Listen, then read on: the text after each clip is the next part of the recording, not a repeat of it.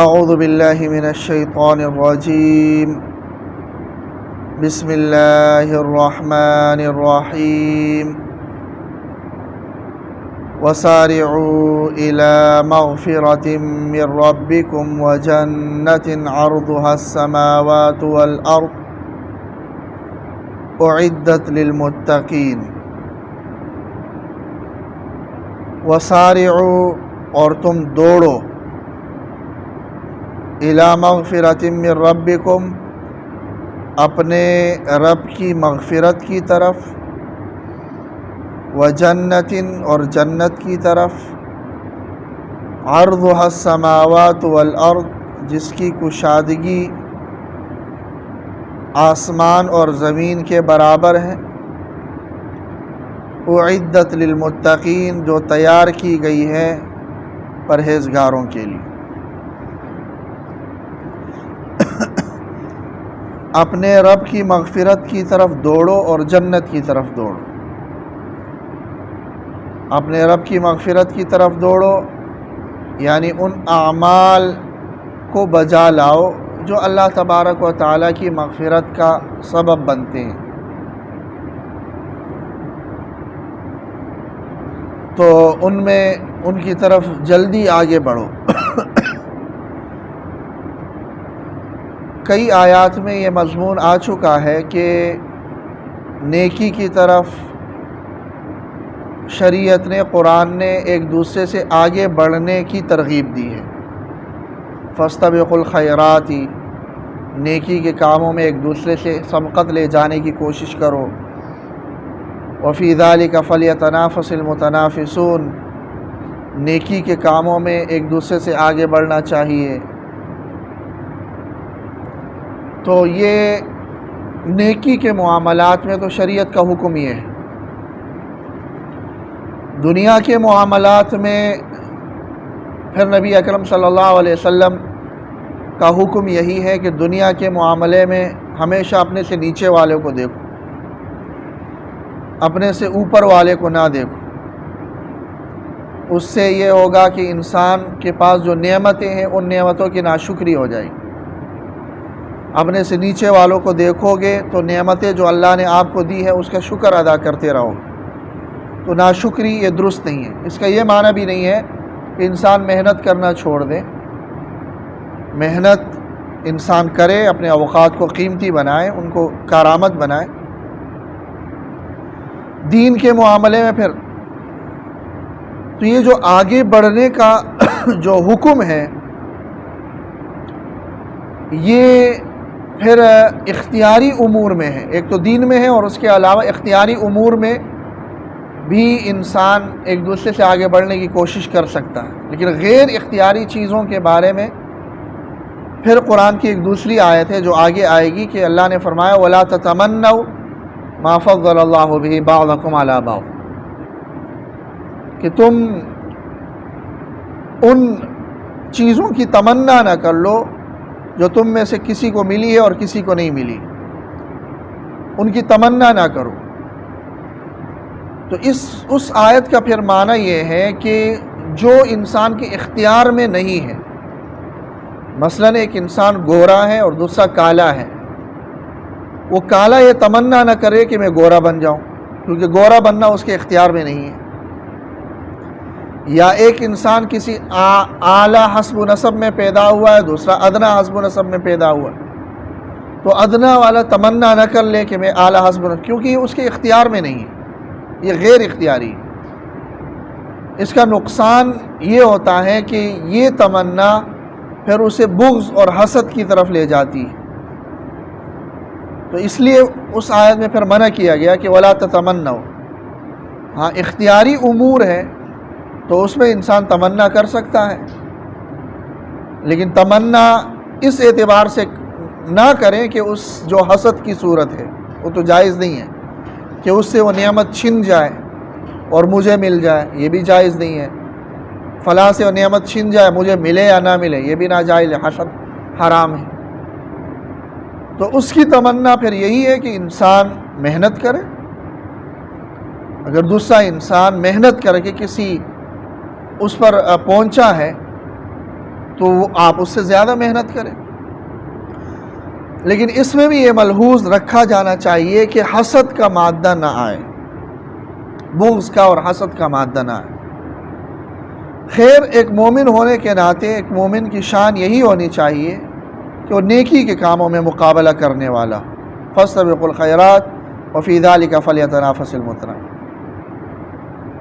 تو اس آیت میں بھی یہی بیان کیا گیا ہے کہ وسارعوا الی مغفرۃ من ربکم، اپنے رب کی مغفرت کی طرف دوڑو، حاصل کرنے کی کوشش کر لو، کیونکہ زندگی بہت تھوڑی ہے. یہ نہ کرو کہ ہاں کل ہم کر لیں گے. وجنت، اور جنت کی طرف دوڑو، یعنی وہ اعمال کرو جو اللہ تبارک و تعالیٰ کی مغفرت کا سبب بنے، اور وہ مغفرت آپ کے دخول جنت کا سبب بنے. کیونکہ جنت میں داخلے کے لیے مغفرت الہی ہی ایک سبب بن سکتا ہے.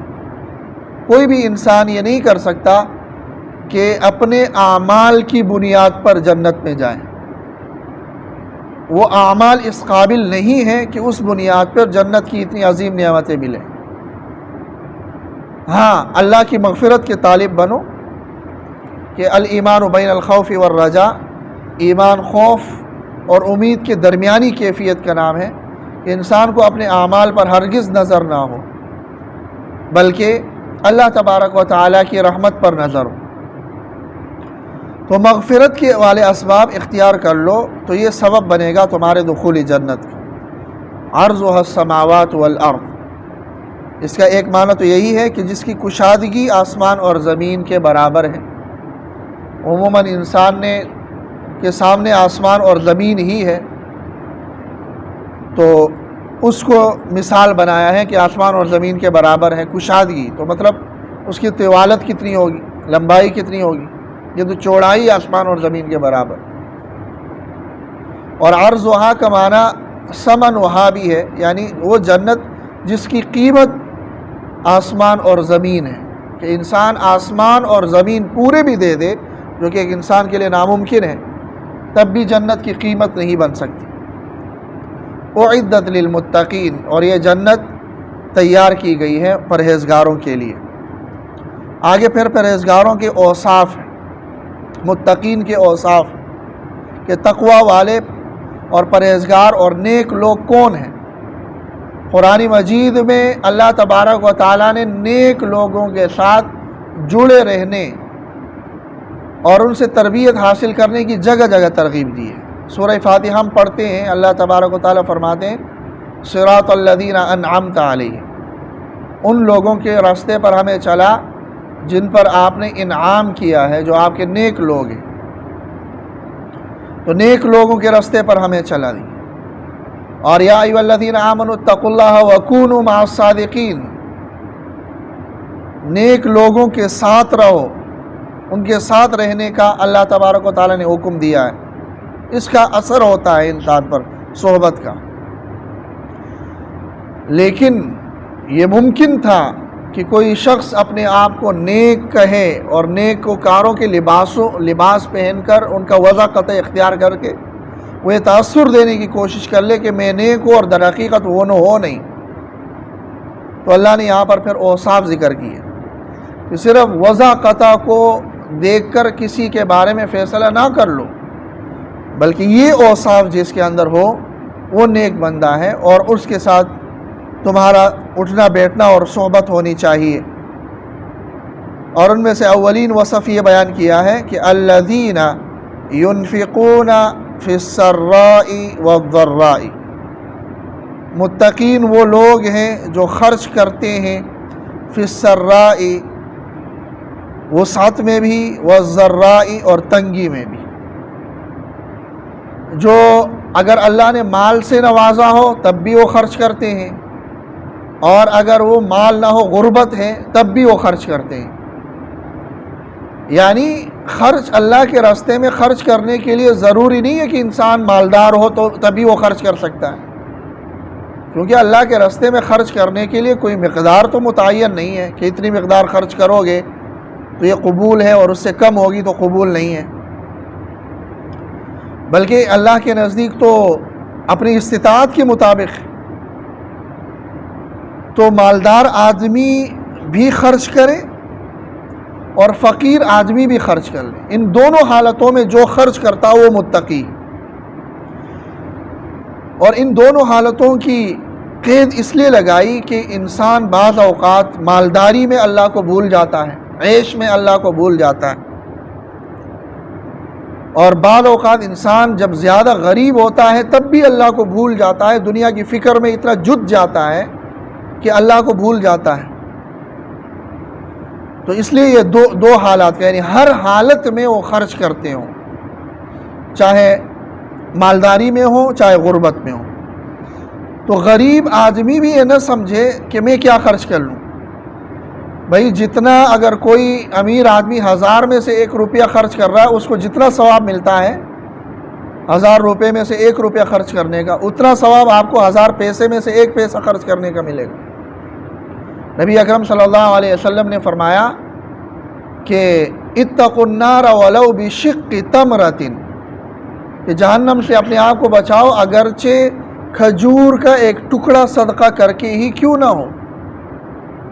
صدقے کرنے کی ایک عادت ہونی چاہیے، حالانکہ کھجور کے ایک ٹکڑے سے سامنے والے کو کیا فائدہ ہوگا۔ جیسے ایک روایت میں حضرت عائشہ صدیقہ رضی اللہ تعالیٰ عنہ نے ایک مرتبہ انگور کا ایک دانہ صدقہ کیا کہ ان کے بعد وہ انگور کا ایک دانہ ہی تھا، تو اس سے سامنے والے کو کوئی فائدہ تو نہیں ہوتا زیادہ، لیکن اللہ تبارک و تعالیٰ در حقیقت اس بندے کو یہ ٹریننگ کروا رہے ہیں کہ اگر تو غربت کی حالت میں آپ کا یہ جذبہ ہے کہ دوسروں پر میں خرچ کروں، مالداری کی حالت میں آپ کا یہ جذبہ ہے کہ میں دوسروں پر خرچ کر لوں، تو یہ آدمی کسی اور کا حق کبھی کھانے کا سوچ ہی نہیں سکتا۔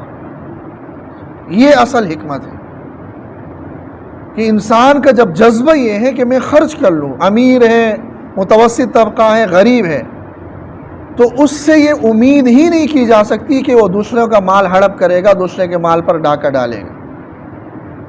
تو اس لیے یہ مادہ ہونا چاہیے، چاہے امیر ہو، متوسط طبقہ ہو، غریب ہو، اپنی اپنی وسعت کے مطابق، جیسے اس حدیث میں وَلَوْ بِشِقِّ تَمْرَةٍ، آپ صلی اللہ علیہ وسلم نے ایک مرتبہ ترغیب دی، صحابہ کرام نے مختلف جو ان کے پاس میسر تھا وہ چیزیں لے آئے۔ ایک صحابی آیا، یا رسول اللہ میرے پاس تو کچھ بھی نہیں ہے، ہاں میرے پاس یہ ہے کہ میرے قبیلے میں میری عزت ہے، میں اپنی یہ عزت اللہ کے راستے میں خرچ کرتا ہوں کہ آئندہ کوئی مجھے گالی دے دے، کچھ بھی کہے، میں کچھ بھی نہیں کہوں گا، میری بےزتی کر لے میں کچھ نہیں کہوں، بس میں اپنی عزت اللہ کے راستے میں دیتا ہوں۔ تو ضروری نہیں ہے کہ اللہ کے راستے میں دینے کے لیے آپ کے پاس مال ہو تو وہ دے دیں، آپ جو وقت دے رہے ہیں یہ بھی اللہ کے راستے میں خرچ کرنا ہے، آپ جو محنت کر رہے ہیں یہ بھی اللہ کے راستے کی محنت کر رہے ہیں، لوگوں کو دعوت و تبلیغ کر رہے ہیں، آپ غور و فکر کر رہے ہیں، تو یہ لوگوں کو مسائل بتا رہے ہیں، تو یہ سب یہ اللہ کے راستے میں خرچ کرنے کے زمرے میں آتا ہے۔ غرض یہ جذبہ ایک مسلمان کے دل میں ہونا چاہیے۔ تو جس نیک آدمی کے ہاتھ میں آپ نے ہاتھ دے دیا کہ اس کے ساتھ رہ کر میں بھی نیکی پر آ جاؤں گا، اس میں پہلی صفت یہ دیکھو کہ ہاں اس کے اندر یہ جذبہ ہے یا نہیں ہے۔ ينفقون فی السراء والضراء، یہ نہیں کہ وہ دوسروں کو ترغیب دے رہا ہے کہ بھئی خرچ کرو اور خود صرف جمع اور سمیٹ رہا ہے اور آگے خرچ کرنے کا وہ سوچ ہی نہیں رہا، خود اپنے لیے مال جمع کر رہا ہے اور دوسروں پر خرچ۔ تو یہ صفت جو پہلی صفت ہے، آگے مزید وہ صاحب بھی ہے، پہلی صفت یہی ہے کہ اس کے اندر خرچ کرنے والا مادہ ہو، یہ دیکھا جانا چاہیے۔ اللہ تعالیٰ عمل کی توفیق دے۔